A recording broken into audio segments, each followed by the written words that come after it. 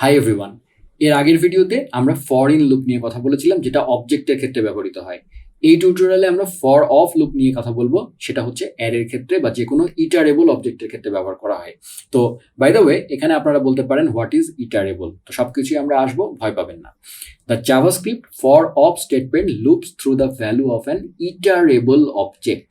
আমি আপনাদেরকে ইটারেশন এবং ইটারেট করা সম্পর্কে বলেছি। ইটস নাথিং, লুপ করা, একটার পর একটা যাওয়া। বাংলায় ভাবেন, একটার পর একটা যাওয়া। ঠিক আছে? আপনি সিঁড়ি দিয়ে যখন হাঁটেন না, সিঁড়ির ফার্স্ট স্টেপে পা দেন, এরপরে আপনার অটোমেটিক লেফট পা, মানে আপনি ধরেন যদি আপনি রাইট পাটা প্রথমে নিচে দেন, তারপরে আপনাকে লেফট পা দিতে হবে, আপনি কিন্তু একটার পর একটা পা আপনি কিন্তু অটোমেটিক আপনাকে গড গিফটেড হইতে আপনি কিন্তু চলতে পারেন। রাইট? আপনাকে কিন্তু লুপ কিন্তু আপনি করছেন আসলে।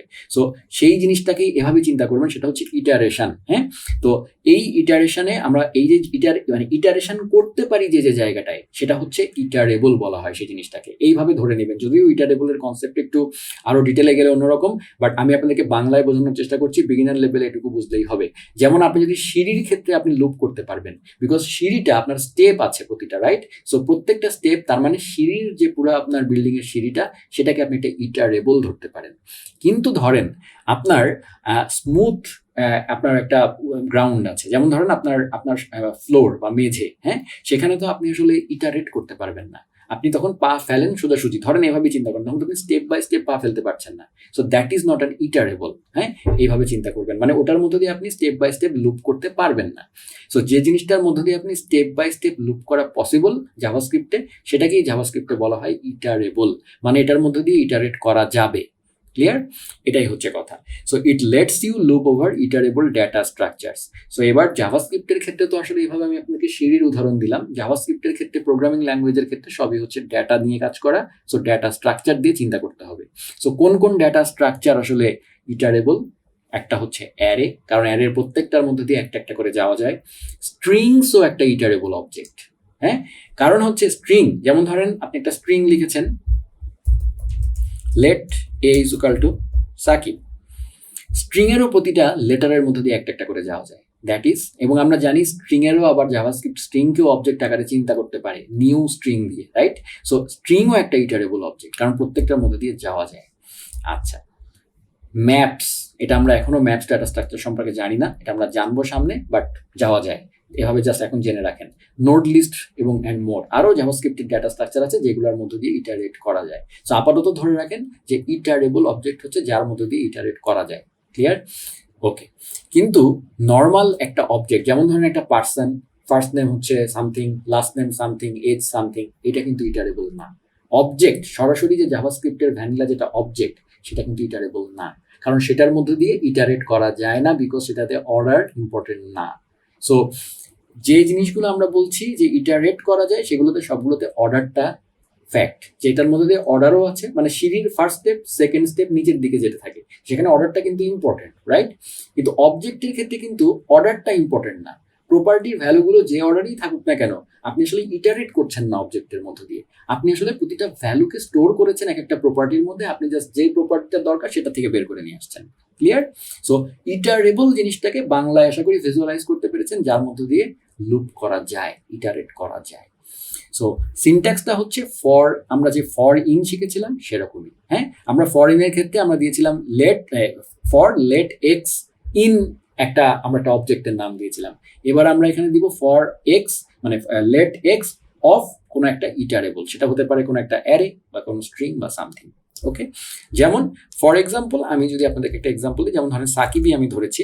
সো ধরেন আমি ফর লেট এক্স অফ এ, এই, বুঝতে পেরেছেন? এইটা অফ, মানে আগের বার আমরা ইন দিয়েছিলাম ফর ইন এর ক্ষেত্রে, এবার আমরা দিলাম এক্স অফ এ। এ মানে কি? সাকিব। সো সাকিবের মধ্যে দিয়ে প্রত্যেকটার মধ্যে দিয়ে যাও, এটা বলার জন্য, এবং প্রত্যেকবার যাওয়ার সময় সে আপনাকে যে ভ্যালুটা পাবে সেটা সে এক্স এর মধ্যে দিয়ে দিবে। সো প্রথম স্টেপে কনসোল ডট লগ এক্স কি আসে দেখি। প্রথম স্টেপে কনসোল ডট লগ এক্স আসবে এস, তারপরে আসবে পরের বারে এক্স আসবে এ, তারপরের বারে কে, তারপরের বারে আই, তারপরের বারে বি। সো আপনি যদি এখানে দেখেন, ক্লিয়ার? প্রত্যেকটা কনসোল ডট একটা লাইনে প্রিন্ট হয় এই ক্রোম কনসোলে। সো সেখানে প্রথমবারে এস এসছে, তারপরে এ, তারপরে কে, তারপরে আই, তারপরে বি। যদি এটা এরকম করে সাকিব না হয়ে এটা যদি একটা অ্যারে হতো, ধরেন এ ইজ ইকুয়াল টু হচ্ছে 4 5 5 7 9 10। ওকে, সো এখন যদি আপনি এক্স অফ এ দেন তাহলে প্রথমবারে আসবে 4, তারপরে আসবে 5 7 9 10। এই যে ক্লিয়ার।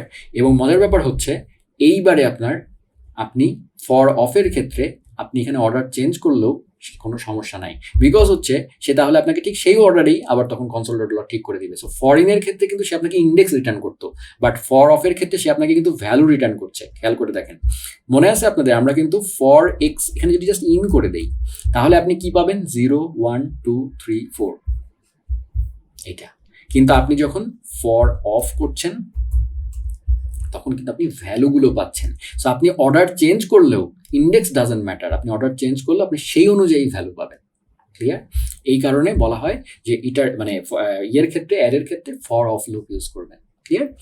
আচ্ছা, so for every iteration the value of the next property is assign to the variable. এটা তো বুঝতেই পেরেছেন, iterable and object that has iterable properties. Okay fine. Browser support এই সেই এনতেন বলা আছে। লুপিং ওভার অ্যান অ্যারে, যেটা আমি অলরেডি দেখালাম। লুপিং ওভার আ স্ট্রিং, সেটাও আমি দেখালাম। তারপরের টিউটোরিয়ালে আমরা হোয়াইল লুপ দেখব। সো আশা করি আপনারা যেটা বোঝাতে চেয়েছিলাম, ওখানে অনেকগুলো তথ্য ছিল যে ফর অফ লুপ এবং ইটারেবল, এটার আমরা একটা ধারণা পেলাম। সো আশা করি এটা আপনারা বুঝতে পেরেছেন। সো সামারি হচ্ছে, যখনই আপনারা কোনো অবজেক্টের মধ্যে দিয়ে লুপ করবেন তখন বেস্ট অপশন হচ্ছে ফর ইন, এবং যখন আপনারা অ্যারের মধ্যে দিয়ে লুপ করবেন তখন বেস্ট অপশন হচ্ছে ফর অফ।